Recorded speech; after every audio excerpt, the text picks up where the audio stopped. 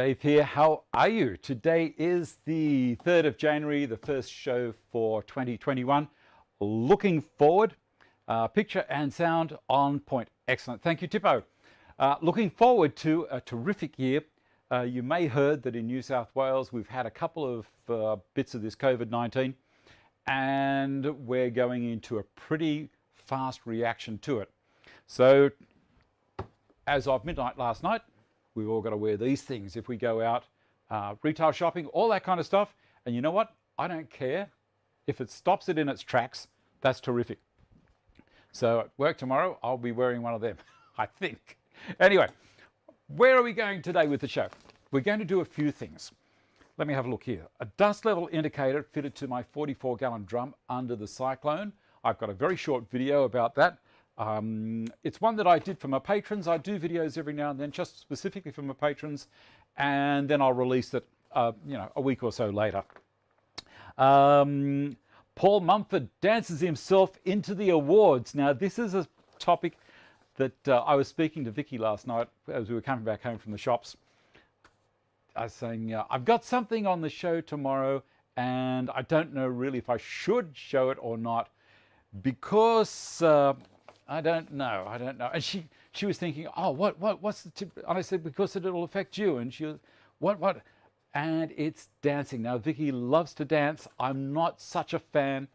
Paul Mumford actually started dancing, like ballroom and all that kind of stuff, as something to do with his wife. Anyway, his wife got jack of it, and he's stuck there. But you know what? He absolutely loves it. So we'll show him winning his award, the dance that did that, a little bit later on in the show. Rebate, pocket hole, and assemble another small unit for Vicky's sewing machine. Now, this is the main thing of the show today. What we've got is I'm going to join 4 sides of this, 2 sides on the top and the bottom of this box. It's a roll around unit that goes under the unit that I've just finished building for her. This is for her overlocker and her standard sewing machine. Oh, what I wanted to say also was last week, I didn't want to come across as though, we're super affluent. We're not. What has been going on here is Vicky is a paid carer and also works 2 seasonal jobs. Now, she earns her own money, and good on her, and she went and bought this sewing machine. It cost her a lot of money, and I thought the least that I could do was make a really nice unit for her to really enjoy the fruits of her labor on top of what she spent. So if anyone out there, I felt a little bit judged after the show. So I'm just saying, it is what it is. There was no special deals for her or anything like that. She's got this magnificent machine. All right, next thing. So as I say, this part, doing this, and the reason I'm doing this one on the show is because Stephen Wallbank has been wanting to build some roll-around carts, and I'm going to show you the strongest way that I do it. There are other ways of doing it, but the way that I do it is pretty strong and not expensive. I'm going to pull my old Stanley 4.5 apart, ready for refurbishing next week. And also, please send in images of projects you are doing for others to enjoy. Now, I've had someone send some stuff in this week, and I won't have time this week to show it, but I will show it next week. And believe me, they're really nice pieces that he's made. Excellent. Great timing on the rebate joining. Excellent. All right. Now, I haven't read down the side here. I'm guessing there's a fair bit of chat. I would like to tango.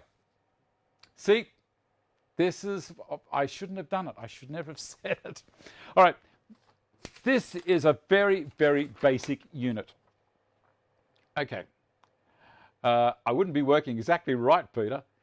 So this is the unit that I'm making. It's going to look a little bit like that one at the top there. And rather, you might see down the bottom here, I've written domino joint. We're not going to do that. I'm going to do the whole thing as the side panels are going to be rebated. Yep, the side panels are going to be rebated. The bottom and the top are going to slide into those rebates, or as you guys in the States will call it, rabbets. And they're going to have 4 pocket hole screws and glue.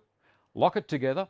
I'll be using this. Now, this is the protractor that I have for my Stanton bench. I haven't really advertised this a lot. A few people have bought them off me. If you're interested, you can grab one. It works perfectly with the bench, but I'm going to use it as an internal square to lock one joint together for this whole job. All right, Let me see. What are we going to do first? We're going to dock these down to length because, one of the other things I'm going to do is I'm going to show you how to measure a caster from the bottom to the top as accurately as you will be able to do. I'll do that right now. It's very, very easy. You get a combination square and you just have the caster sitting there. Put the square on the table beside it and you just slide the zinc part down until it touches the wheel. Done. Like that. And you'll see it's 60 millimeters. There we go. 60 millimeters. So on my drawing, I only bought these casters yesterday. They're only 4 little ones because it's, it's not a heavy weight that she's going to be carrying around in it, but the unit will take any weight. I have written that the height from the top of the unit to the floor is 730. The top is going to be 2 layers of 16 millimeter melamine. I've already made the tops and the structural part of the top. So it's 714 in the actual cabinet itself without the top to the bottom. So then the size down here for the caster, which was the last factor that I didn't know, is 60 millimeters. So I've got to dock these down to 654 mil. And that's what we're going to do now. I'm going to switch the camera over to camera 3. And what I'll do is I'll set it up with this. What was the length that I had to do? 654 millimeters. I don't know if you can see me at the moment. What I'll do is I'll tip that camera up a touch. There we go. Now over on the back of my unit here, I've got a tape measure that is in a dado and it's embedded in resin in the top. And I've set it up perfectly for this work area of this slot. 654, I'm going to use the TSO dog stop is what it's called, 654. And I'm going to put that in there, I think. Yep. Push it down.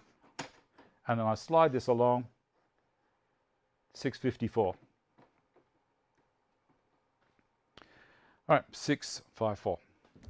I'll bring this camera up closer and you can have a look.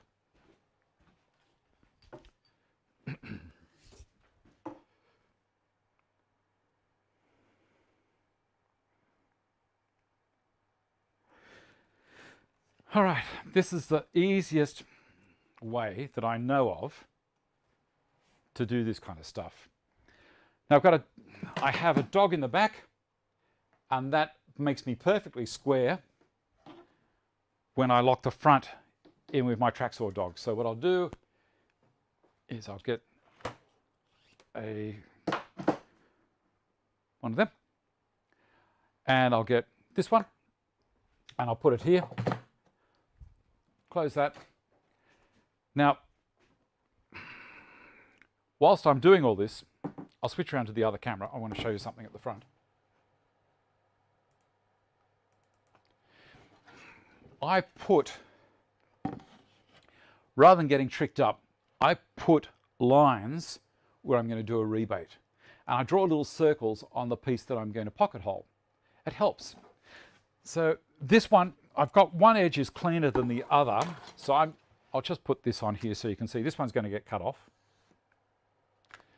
That is all I do. So I put that mark on there and I'm not going to get caught up. These are the sides. They're going to go up this way. They're going to have a rebate at the bottom and at the top. The top is going to go into that rebate. I'm going to have particle board to particle board. I'm not going to have any melamine in the way. The advantage of the melamine though is, apart from being easy to clean and all that kind of stuff, and it's highly reflective, is because the surface is so hard, the lip that's only going in 2 millimeters is going to have no compression at all. It's going to be, for the top to push down or for this, for the bottom to push up in this unit, it would have to shear that whole face of melamine off, and it's just not going to happen. This is so easy. All right, over to the saw. That end's already been cut. I pop that in there and we will swing this around again to the other camera. Camera 3. You always keep me in line, do you, baby? All right. I have already, let's see, I'll move this back because I'll show you how this works. I slide this along. It's a wedge section there. As it comes up to it, it locks. Don't put it on the outside because as you lift it, it's going to push against that dog and you're going to have trouble. So it's got to go on the inside. I've already got the height correct. I've set the saw to be Bluetooth back to the dust extractor. I've got it set on 2 on the FS guide here. All right. And I'm also going to turn on my dust extractor here, the big fellow.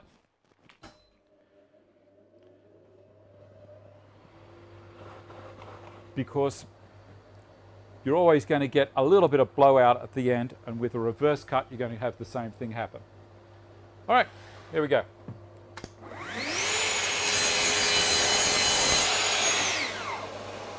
Now, for those that don't know, why do I do a reverse cut?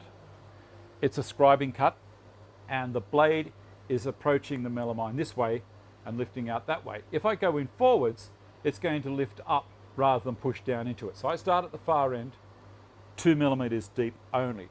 Then I drop it down to, rocking around a bit there. Then I drop it down to 20.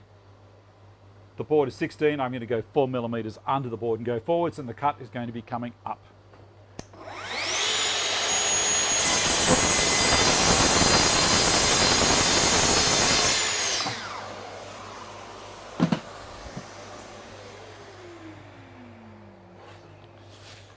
Now that's the cut I'm getting, which is really, really nice. Okay, I'm going to cut the other one while I'm there.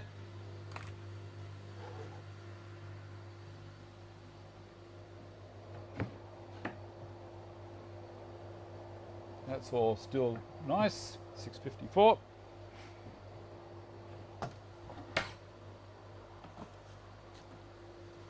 Back to 2 millimeters on the FS, which stands for Fuhrerschiene, which is guide rail in German.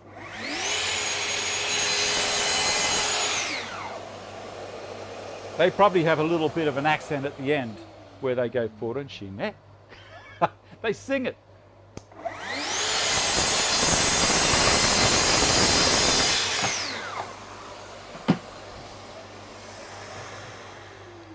Look at that.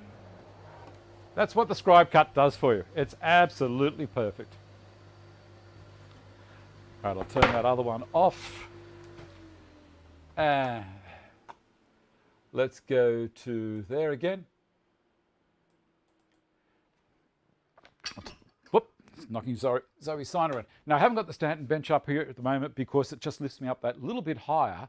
And when I come to assemble this, you probably won't see it all. Hey Kyo, hello from Germany, how are you? Why didn't my last post appear in Dave's live window? I have no idea, Kiwi. Don't know. I'm going to move this, we're finished down here, down to the router table. That's looking pretty good.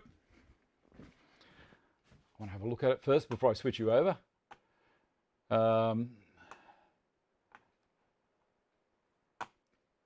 Thank you. Yeah, that looks pretty good. All right, I'm not going to move that camera around too much. I'll lift it up just a little. About there will be fine. Yes. All right, what am I doing now? We're going to do the rebate on these. I need to draw a line there as well.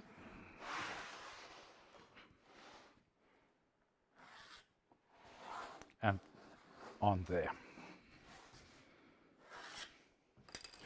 All right, now what I was doing then, mucking around back there, was drawing those lines that I didn't have on there before.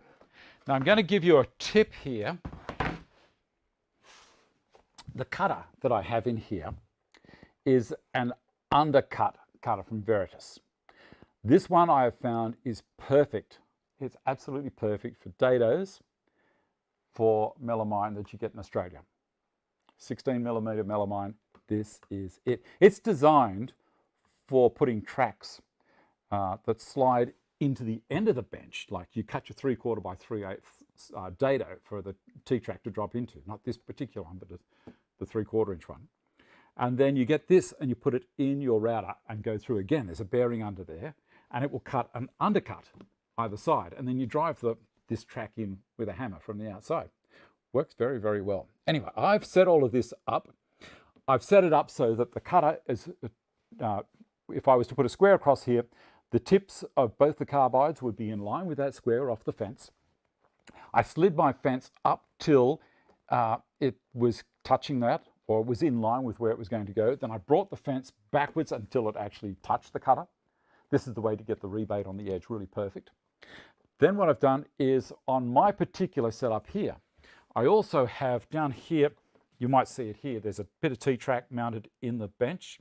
There is a clamp, a 5/16 T-bolt down here as well that locks the end of this. I cannot move this. It's also locked where the table saw fence is onto the rail at the front. So this is extremely substantially solid. I'm going to turn off the dust extraction port up at this end, and that's going to bring me to something else that we're going to have a look at in the show. Here's my dust level indicator, and also an Australian company called autoblastgates.com.au. So you might have to have a go and have a look at them. They're pretty cool. Very, very substantial, these things.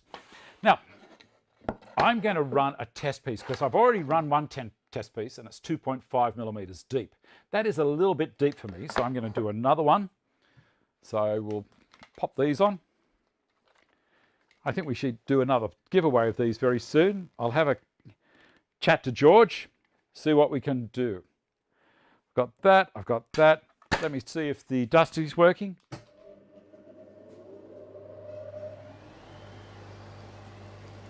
Yes, it is. From there and also from underneath. Lovely. I need to put this guy on the router table. I never leave this in the switch. This is a mechanical disabling for the switch. Put this in and it'll work again. All right. The trick with doing this stuff is to keep the pressure over it. I have a large opening ring on this one on purpose to get dust down there. If I was doing a small part on the table, I would have a much smaller ring in there to stop anything going down into it. All right, here we go.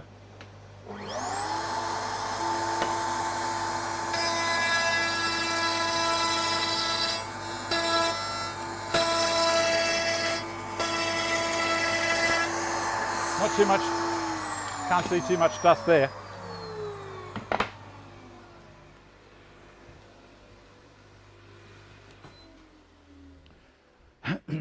All right, another quick tip. I can use my calipers to measure the depth of that. I'll take this off so I don't get too much noise happening here. I can set the calipers up by just turning them on. Come on, don't tell me the battery's flat. No, it's not. 0, 0, 0. And the one that I just cut will be the thinner one, which is this one. I put the calipers there and push down. In a second. There, got it. That's 2.33mm is the depth. And that's okay. What's the other side? Is it a bit deeper? Yeah, it's a bit deeper. So I'm going to leave it at 2.3, which means I'm going to have very close to 5mm overall. Now that may not mean a lot to people, but if you're using pocket hole screws, a millimetre is a massive amount to be out by. So I think we're going to be okay. The other thing that I've done is I've bought a clear plastic ruler from Kmart or Aldi or Woolworths, whoever, and you know how they stop at the end there. Well, what I've done at the other end is I cut it off on the capex right at the 0 point. So now I also have a very easy way of measuring the depth without the expense of the calipers, if that's what you're after. I don't know if you can see that or not. So that's going to be good enough for me. Now the other thing is, when we are creating this rebate or rabbet on this point, because we're going to turn this upside down, I don't want to tear out my edge tape. So what I'm going to do is I've turned it up the way that the cut is going to go, and I'm going to put a sacrificial piece behind it. Now it doesn't matter about that dado because the bottom is still there. And I'm going to put the Bessie on this way. Did you know you can do that? I've got it up against the fence, so it's not going to sit proud at all. Okay, so I can tighten that up. Now if I tip this up, you'll see that that's the area the dado is going to come through, and it's going to protect it. It's going to add a little bit of weight for me as well, which is nice. So this doesn't tip over and fall off. And I'm also going to use the push block to do the rebate, or the rabbet, whatever you want to call it. All right, let's do it. Let's do it.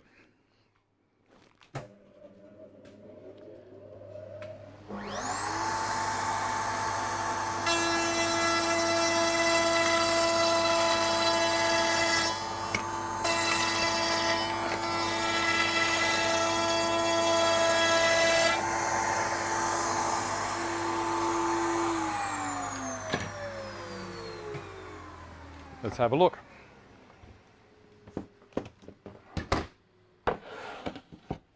And there I have a beautifully clean cut through that plastic edge tape on the melamine.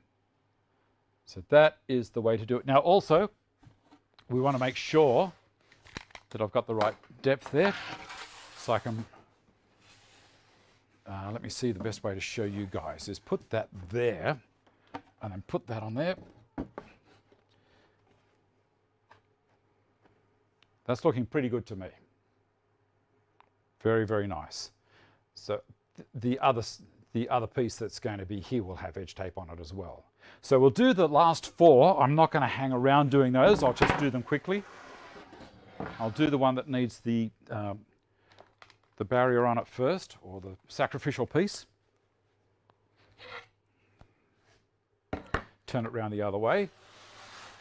Slide her up to there. The other one's not going to need it.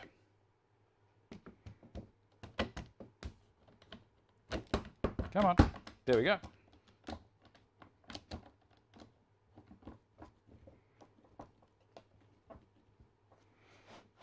Cool. Everything's going to work. I like to do that first just to make sure.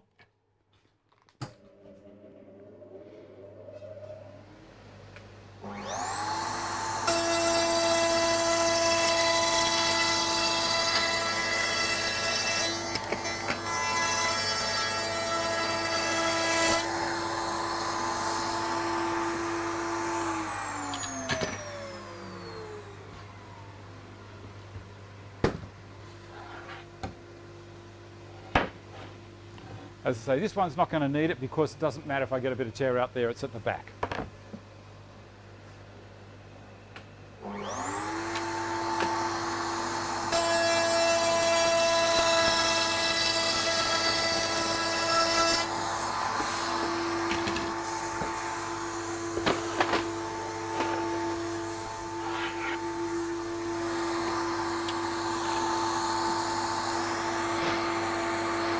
That's a trick. Just be careful that there's nothing gets caught in behind them. Just look along here first.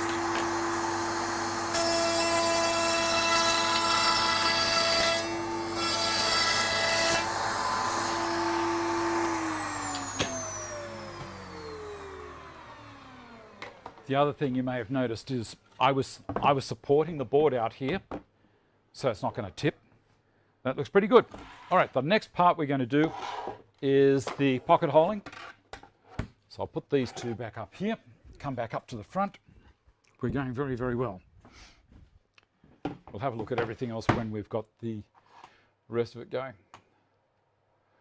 Let me have a look here. I'm just having a quick read while I was coming down.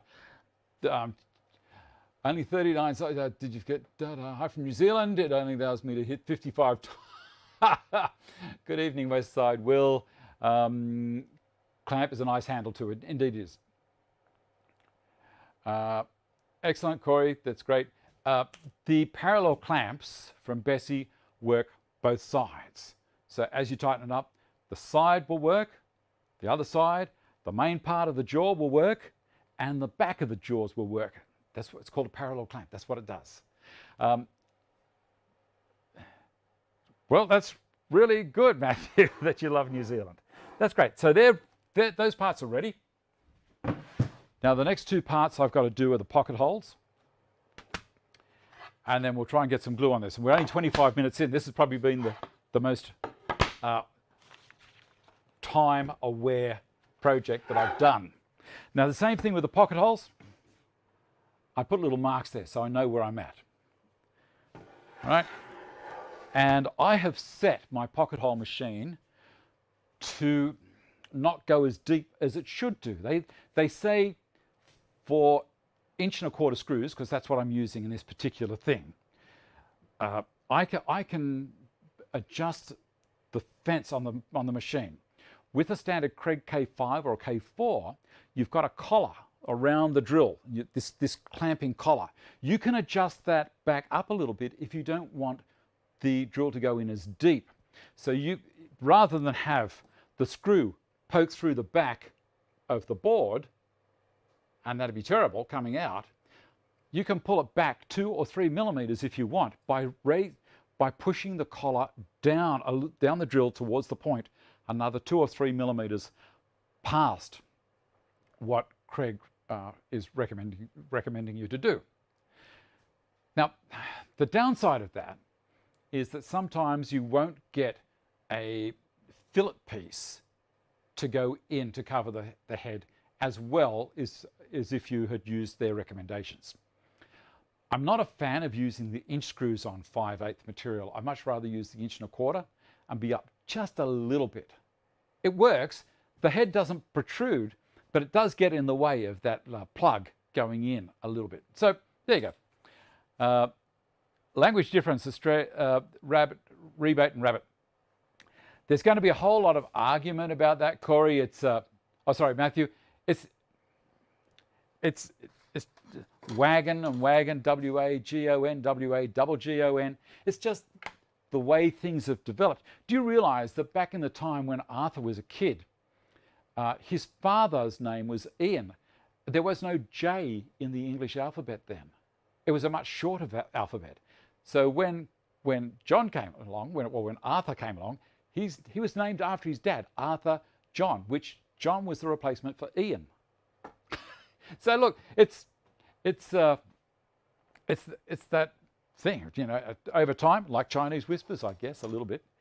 Now these two panels are pocket hole. This one here is the top that I've already put the edge tape on all the way around, and that'll be screwed together, but not today. Well, not on the show. I'm going to go down to the pocket hole machine, and we'll switch the camera first. Camera 3. There we go. Tomato, tomato, yeah, it's really, I don't know.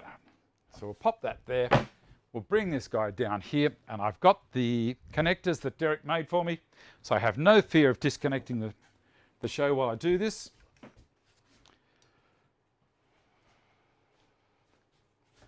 About there, I guess, and open up the dust port down here, which is a little bit awkward, but I can do it. There we go, and I'll shut the other one. This is where you want to see those guys with their automatic blast gates. Yeah, that doesn't look too bad.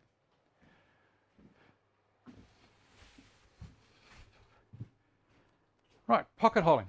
This is nice and quick. If you haven't seen this machine in action, it's lovely. I love it. All right, Dusty. We'll shut the top one off. You hear that dust extraction? I love it.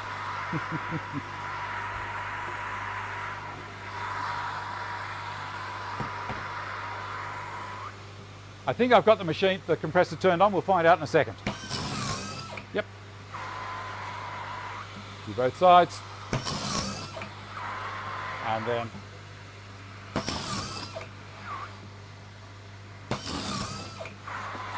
there you go, nice and quick.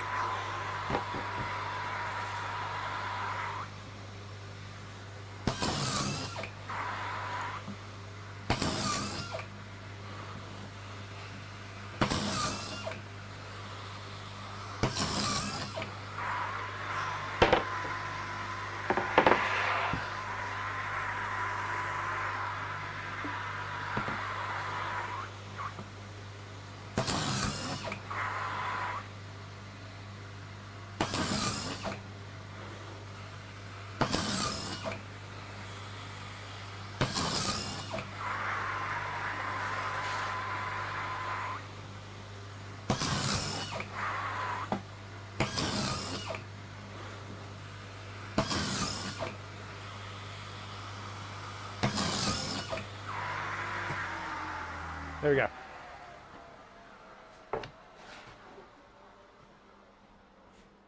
The compressor's running like crazy outside. All right, back to the main one. There we go. Nice and easy. Again, you can do all that with a K5 or a K4 or a K3, whatever you want. Let's get this glued together.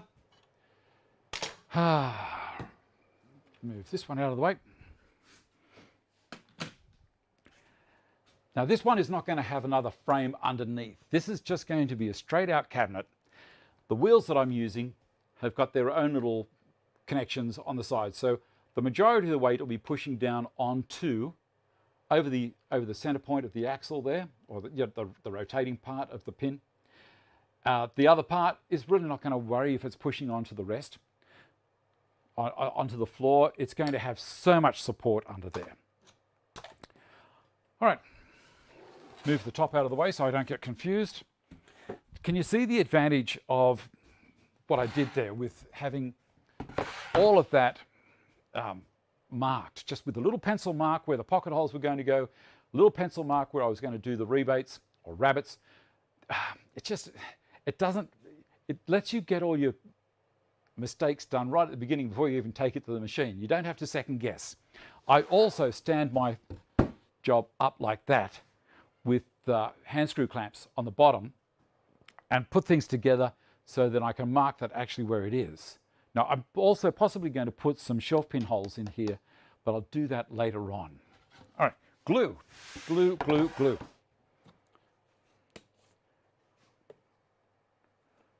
Sean is Irish for John. All these things that we're going to hear.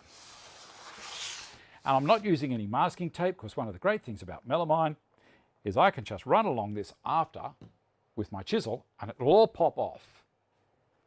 Takes a couple of seconds. Ian is Gaelic for John. There you go. So that's, they haven't caught up with the alphabet or they've got their own alphabet.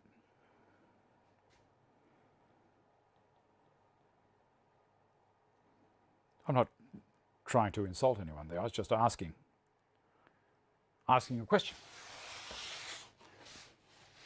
Love that machine, but once I started using my CNC to open those pocket holes, I didn't want it. It's very easy once you figure out the tool path for it. Well, there are many ways to skin a cat. Let me just leave it at that. So many ways to skin a cat. This is a horribly strong method of building cabinets. If you do this, you might start saying, you know, I don't think I really need to buy plywood. I could do it in particle board and melamine like Dave does and build the drawers the same way Dave does. They're not going anywhere. They've all been perfect. That multi-purpose unit that I've got the pocket machine in works a treat. And I built that possibly 6 or 7 years ago. There's a heap of weight in it and it's not going anywhere. It's just magic. I should one day draw some plans for it, or ask John to draw some plans when he's finally out of the woods with his kidney. Let's finish this part. With the correct forming, you have to remember to put your marks on the opposite side of the holes. Yes. Now, I put the marks exactly where they're going to be on the job, and then I flip the board over. It's only referring to where I'm going to be putting those holes in and in which piece. I don't actually put marks along for a set distance in. So I've got the flip stops, and that can hold me to a certain point, or what I can do is I can look at it and I can just judge where I'm going to put those 4 holes. I like to stay around 2 inches away from the edge, and then I space them out kind of evenly in the middle. Hi, from where? From GA. So tell me what GA is. Of course, not being an American, I don't know all of the states, but I'm guessing that's an American state, is it? Or is it somewhere in England or Russia? I don't know. Now, we're going to put this together with the melamine edged, like the plastic edge side down. And I'm going to put some longer clamps on. I think I've got some 800s here. Yep.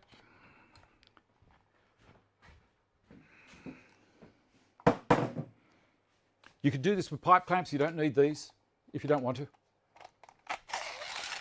These are sliding really nicely now because I hit them up with camellia oil, and it works very, very well. All right. Now, what I did do though with the pocket holes, I made sure the rougher cuts were on the same side the pocket hole is, because this is going to be the inside of the cabinet. But then again, it's going to be in the rebate, so it doesn't really matter. Forget that. All right, tip that up and that one up like that.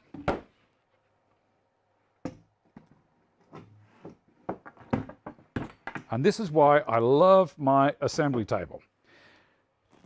It's just so easy to put things together on it, because it's always clean. It's one of these, people give me a hard time about being a bit of a clean freak, but it's always just making sure that they're all going to be the right way up. But there's nothing there that's going to get in the way of anything. And it's not going to hold the unit up in any particular part. So,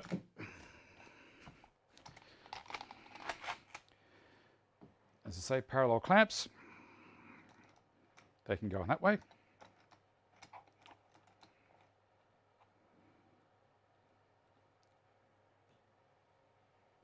Beautiful. I'm loving it. I'm going to move a few things off here.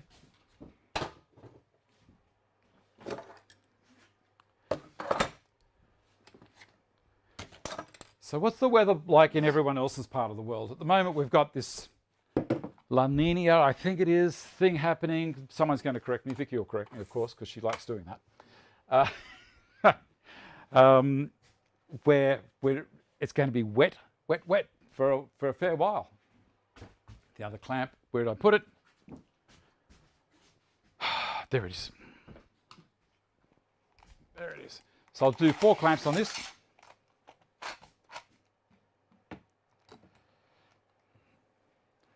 I'll pull that one down to there.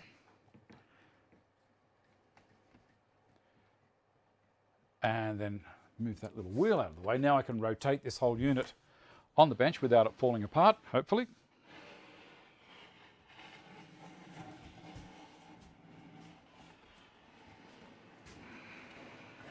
This is basically a very deep drawer unit that I'm building here. That's all it is. The screws, I've got the screws facing the outside of the unit. So from inside, it's all clean. The screws at the bottom of the unit are going to be not seen because they're underneath. And the screws on the top of the unit aren't going to be seen because I've got that other piece that's going to go over the top, and I'll put screws up from underneath to lock it on.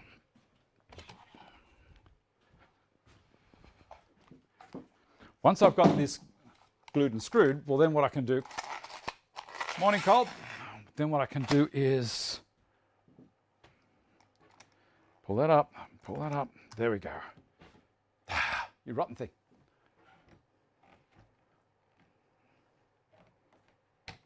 There, that's better. Once I've got it all in position, I can then pull everything back to where it's got to go with another pair of clamps before I put the screws in. Whoop, there we go. Dropped into the rebate. Beautiful. Done. Done. Done. Done. Screw it. Hand clamp at the bottom, or parallel clamp. As I said, you can use pipe clamps, whatever you have.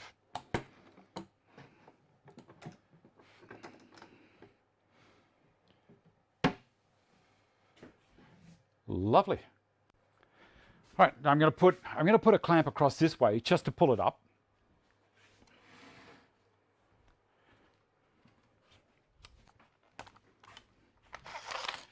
Hopefully this is going to reach. Oh. I did say to Cole was interested in getting some of these, and I did say to him, they open up 75 millimeters more than what they actually state. But you have to roll these end parts out. See this little guy here? That's what I was struggling taking out. So now I can bring the clamp all the way in a second to the end there like that. And now, instead of just being a 600, it's 675.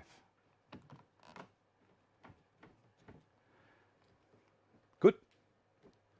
Good. Not too much.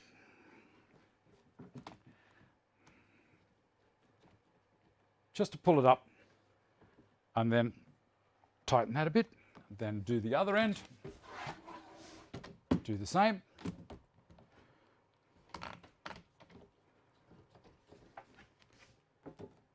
That's pulling the glue up nicely inside.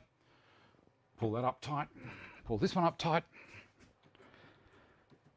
Take that off. And now I can put a couple of screws in there. Where are they? Over here. Again, I'm using the 1 1/4 course. Making sure all of these are down flush, and they are. I'll put a screw in the top just to lock it. I've got the clutch set at 6 on this little drill. Why am I clamping the clamp? I don't understand.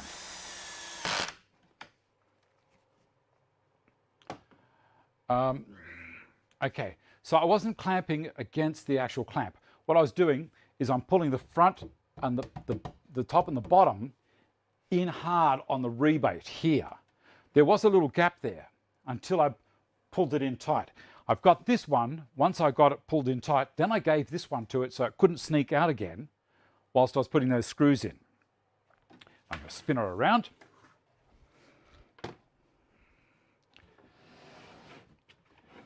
And we don't want to dawdle too much. The reason being, I don't want... So I've got screws in the top here now already.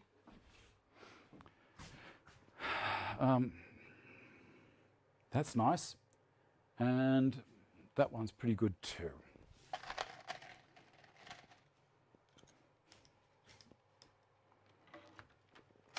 And when you put the screws in, they also have the same effect of pulling the joint in because they're going in at a skew.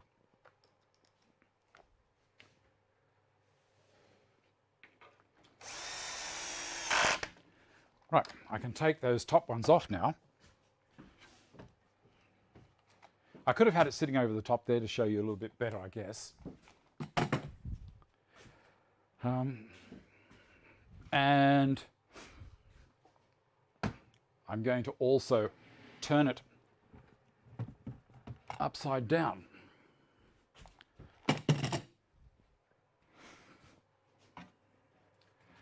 Right, that's tight. It's tight enough for me to lift it. And it's coming coming along nicely, isn't it? How's my... Oh, bugger, that one fell off. I didn't tighten that one up, did I? Not to worry. We shall do that. I'll do it across the top like I said I was going to. Okay, so that one's on. And what I'm trying to do here, you won't probably see it there. There's a little bit of a gap here. And so that's why I'm putting this one over the top to pull the gap up so it's not going to be there anymore. Gone. I'll drop this down. What's it catching on there, David? On that clamp. Let me undo this, rotate it that direction. Well, actually, I'm going to slide that one through. There. These are handy. Very, very handy. Like so. Tighten him up. Beautiful. Oh, that's the ticket. And drop it down lower. So I've got more of a grip now on the rest. Not too far because I don't want to cover that pocket hole. That's all good. Got to have your wits about you while you're doing it. It's like anything. If you're wrong step, you're in trouble. I don't want to do that one yet because I haven't got the clamp on it. It's exactly what I was talking about.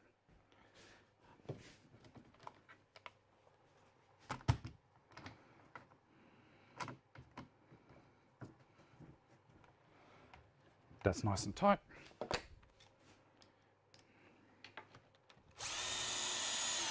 Whoop, I think I went in a little far with that one, but that's okay. I should have enough clearance. All right. Now I can take these off. They don't really need to be there anymore. And I'll bring the other camera up to this side so you can see what's happening from behind. So at the moment you've just been watching what I've been doing and believing everything I've been saying. Let's switch that camera around. Camera 3. There we go.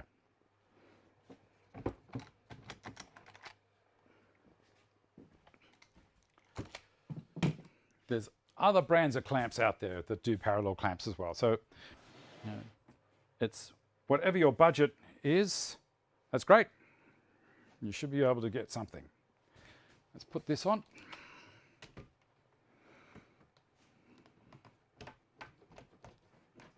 That's nice. That rebate is absolutely perfect. Absolutely.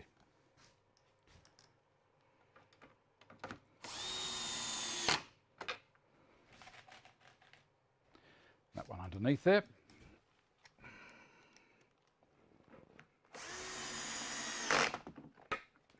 Nothing's come through. That's done well. That one I thought might have didn't. Undo that clamp and put it on the other end. I'm going to put the clamp on and make sure I don't cover the holes.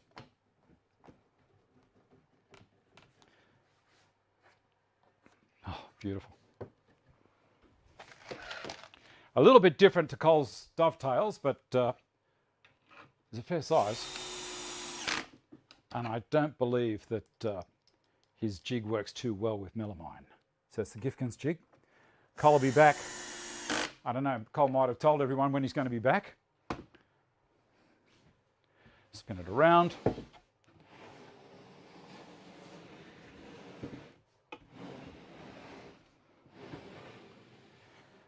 And we can do these two.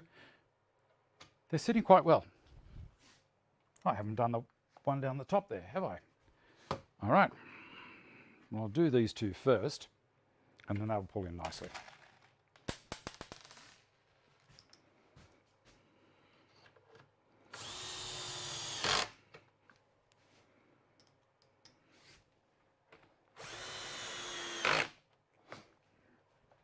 I love my domino machine, but you know, this is easier.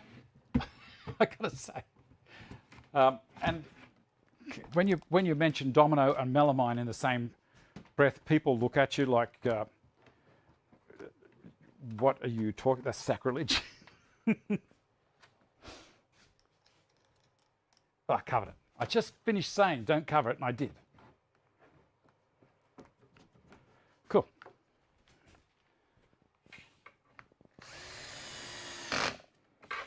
Magic. Absolutely beautiful. And the last couple here. What's the question here? What size screws are you using, Dave? I'm using 1.25" course. There you go. I write it on, I have a utility box that I just put all the screws into when I buy them. I buy a fair few at a time. I buy 1,200 of this size because it's the size I use all the time. So why not?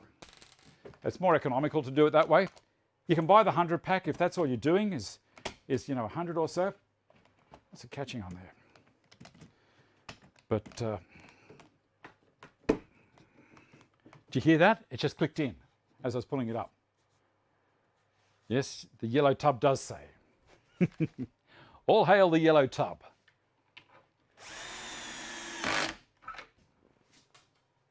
How's that looking on the inside? Pretty cool.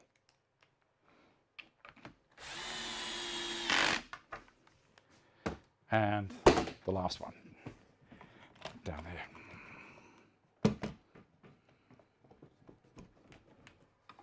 Beautiful.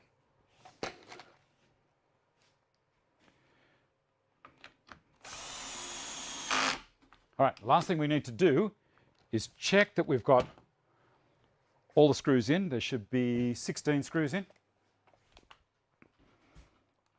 And what do we got? They're all in. They're all in. Spin her around and have a look at this side. Yes, they're all in. Okay, the last thing we need to do is to get it square. And I'm going to do that using my protractor, which is this one. It's got a round on there on purpose so that as it's mounted on my bench, it pivots down here and it doesn't come above the bench. It works really well. A couple of clamps.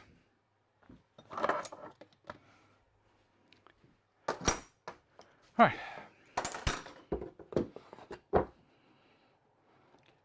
And you can see I'm out by the slightest amount. So I'm going to bring it forward of the support there. Bring this over so you can see what's happening.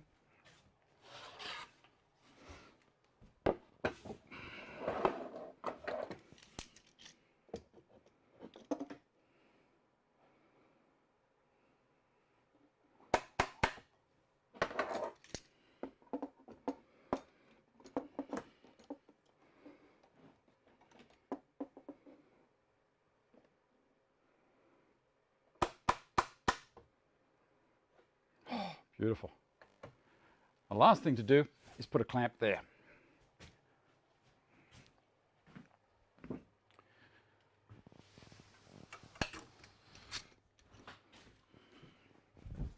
I can tip that around so it's not going to fall off. And we just leave it like this until the glue goes off.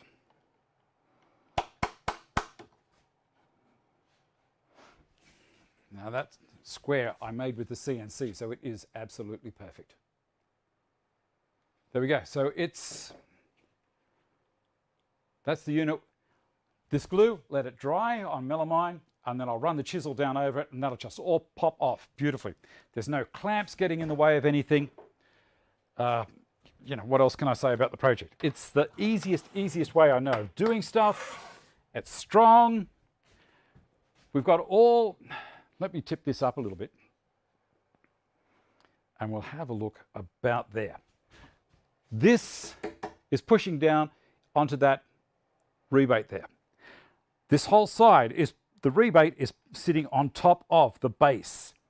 I will be putting the wheels under there, flush with the edge. So they'll be screwing into this, and also that center pin there is going to be under this as well, and only a little bit out to there. So unbelievably strong. You can't see any pocket holes in here. And also when I put the top on, which is this,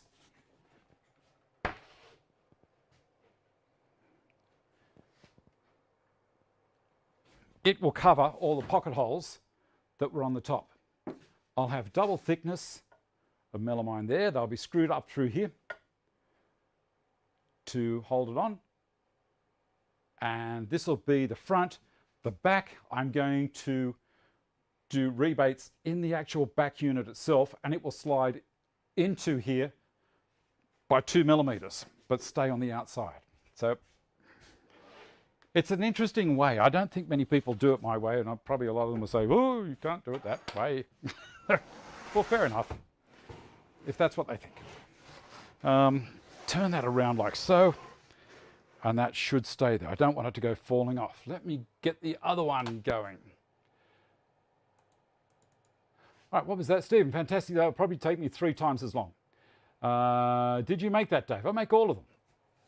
It should read careful, careful, more like Hoons on New Year's Eve. I was thinking the same thing, Stephen. He's had a bit of practice. What was the next thing I was going to do? Let me have a look here. We want to have a look at Paul's dancing. Also, we'll start off with the dust level indicator. I'm going to shut up while this happens. We're going to go around 3 minutes over. Dave here, how are you? I'm doing another little Black Label edition video. What I'm doing is, you might see I'm beside my cyclone here for the dust extractor. And these things fill up and you just don't know when they're full a lot of the time. I've got this little peephole here that I look in, and it has a cap that I put on top. I was going to put a piece of polycarbonate in the side of the drum here so I could have just a visual inspection point. But I've been up and seen autoblastgates.com.au, one of the guys from there called Tony Dyer, and they've come up with this prototype, which is a little sensor.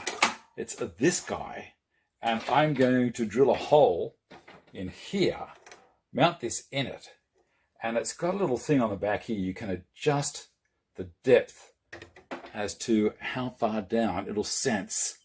It'll give me a red light, and then after 10 seconds of actual saying, yeah, this is your full, it will go a blue light. Now, the reason being, if there's a whole lot of dust traveling around in here, and it's kind of red light on, red light off, red light on, red light off, it's not going to give me a false reading. It's only go solid blue when it says, yeah, mate, you're full, you're full there. It runs off a little 12 volt, I think it's transformer. It runs through this little box here, and inside there is a red LED and a blue LED connection on the side for the power, and there's 2 points there for connecting. One's for the sensor, and one is for an external array. So if you've got your dust extractor in another room, you can put this up inside your workshop. So like if I had a wall here, if I was on the other side of the wall, I can still see what's happening. So this is going to be a little bit of fun. I'm not going to show me actually doing it. It's pretty simple. I'm going to drill a hole. I can't get much more basic than that. I'm going to drill a hole through this cap, mount this in it, screw it on, and then I'm going to have a look to see if it works. All done. Wasn't too hard. There it is there in the top. Now, I've just got the box sitting here for the moment. I don't know where I'm going to put this. I might just leave it sitting on there. It's plugged into the power point beside it. This guy here will plug in to that spare connection down here. And then I can put this unit, maybe make up a little board for it. And that's got 6 large LEDs. They're blue. And they will go flash, flash, flash 10 seconds after it gets up to size, like gets up to the depth. And I'll show that it works quite well. What I do, I'm going to turn the Dusty on, the Cyclone, and there's no lights showing at all. Now, I'll turn this off. Now that might be good, it might be bad. No lights might mean the thing doesn't work, but it does work. I've taken it out and I tested it. Do you want to see it working? I can do that by undoing this lid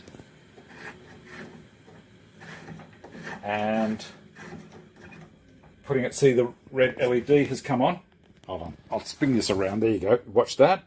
And if it's there for 10 seconds, it'll go blue. Wait for it. There it is. That's just in case there's a whole lot of junk flying around down in there. But how good is that? I think that's pretty cool. Prototype. It's a prototype. Don't go ringing me up and saying, Dave, I need to get one. They're a prototype. But check into autoblastgates.com.au and have a look at the other things. I'm going to be doing some other interesting things with them very soon. Bye. There you go. What do you think of that? That's pretty cool. All right. So now, what have we got next? I've put this unit over here whilst everyone was watching the pretty show of the autoblastgates.com.au. Go and have a look at their site. You'll be amazed at what they've got. They don't have solenoids. They've got linear actuators that open and close. And their blast gates are nice, big, fair dinkum ones. They do a 6-inch and a 4-inch. Have a look at their website. Australian company, 3 guys running it, all just woodworkers and having a ball. All right.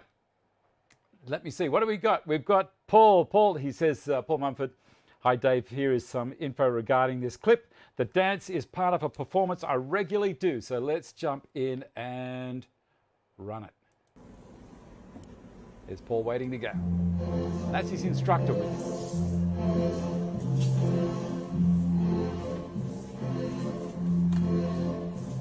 Do I hear the walls?